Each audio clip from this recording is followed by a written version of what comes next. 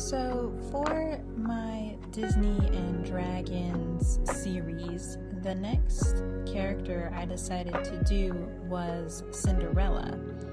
I had no rhyme or reason in picking her. I just felt like it at the time. So let's jump right in.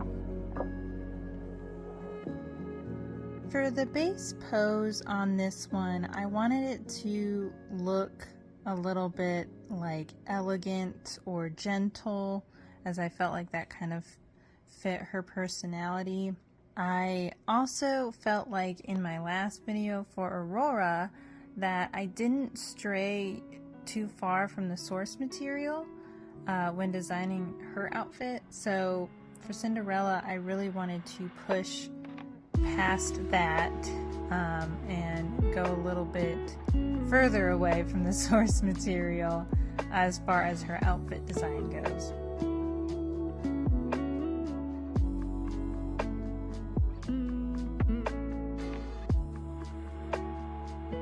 I gave her armor and kind of like this dress skirt kind of thing. And the reason for the armor is I made her as a cleric class, specifically the peace domain cleric, which I felt like was very fitting for her personality, as well as the subclass features that were about empowering or soothing those around you with this bond, which I do feel like really ties into like the bonds that she had with her animal friends.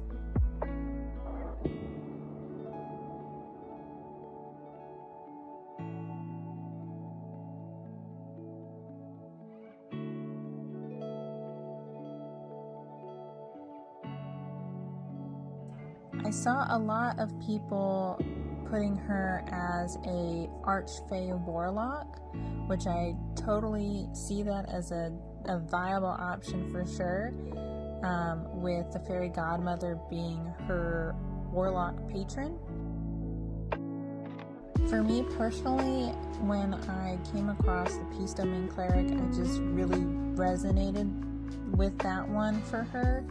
And I do feel like you could argue that the fairy godmother could be her deity in this situation.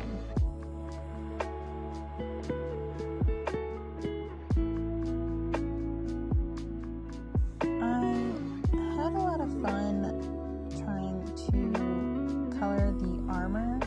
I haven't really done a lot of armor before, so this was definitely a learning curve for me.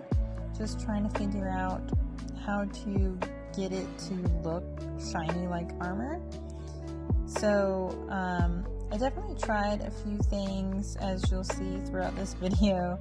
I make a lot of adjustments to the armor to get it at least where I felt like it looked good enough. And I do feel like I've gotten a little bit more confident with armor. I know I have a couple of other characters who are going to need armor in future videos, so this was definitely very good practice.